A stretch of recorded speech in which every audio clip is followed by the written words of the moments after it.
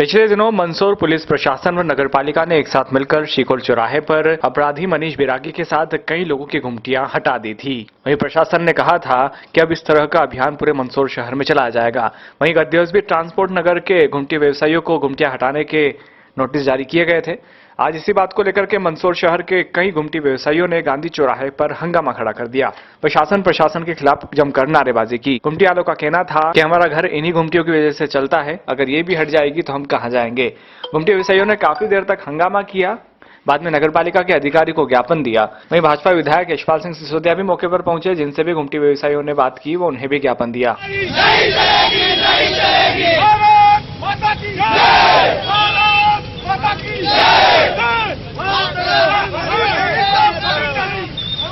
अभी जो हमारे सभी घुमटी बंधु साथी है, उनका सहयोग के लिए हम सबको बोल के आए हैं कि हम सब साथ में रहकर इसके लिए आवाज उठाएंगे और प्रशासन को इस बात को अवगत कराएंगे कि हमारे वो कितने लोगों का पेट इस घुमटी व्यवसाय से हो रहा है। और बहुत सारे लोग हैं ऐसे जिनके कुछ भी नहीं है, घर है ना, कुछ भी नहीं है, किराए से रह रहे हैं, वो घुमटी से अपना पूरा परिवार पाल रहे हैं। क्या अनाउंस वगैरह भी किया था कि घुमटी वगैरह? ये कल आए थे, वो बोल के गए थे कि अगर कल तक आपने घुमटी नहीं हटाई तो पूरे ये मशीनों द्वारा, क्रेन मशीन से हम उठा लेंगे और तोड़ फोड़ की पूरी जवाबदारी आपकी होगी, हमारी कोई उसमें कुछ नहीं होगा। भाई साहब, मेरा कहने का मतलब ये है कि 20-20 साल से घुमटियाँ लगी हुई है।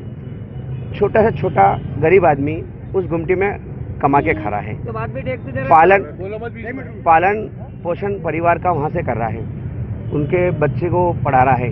यानी कि मैं खुद ही कह दूँ कि मेरे खुद के बच्चे की फीस मैं वहीं घुमटियों से कमा के कर रहा हूँ। तो मेरे जैसे अन्य और मेरे भाई लोग हैं जो घुमटी से परिवार को पाल रहे हैं, उनके माँ बाप का इलाज भी करवा रहे हैं। बहुत सारा है, ये विकलांग है, ये विकलांग मेरे पास में खड़ा है।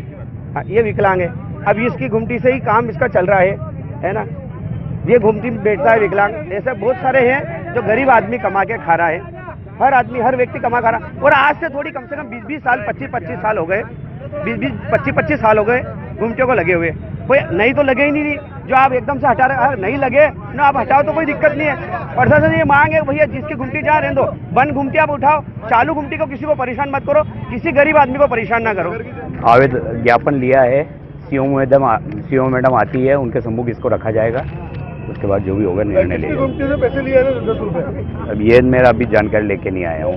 मैंने एक बड़ा तबका, एक बड़ा व्यवसायी जो बहुत निम्न श्रेणी के हैं, बहुत गरीब परिवार से हैं, जो रोज कुआं खोदते हैं, रोज पानी पीते हैं। एक अपराधी के कारण से, वो अपराधी जो इनकी दुकानों के आसपास था या जो 15-20 साल से लगे थे, उसके बीच में मनीष बिरागी की जो घुमटी लगी थी, उसको 2-3 साल ही हुए होंगे। उसकी घुमटी हटाने के लिए उसने जो अपराध किया है, तो अपराधी के ऊपर सब तरह का शिकंजा प्रशासन का चलता है।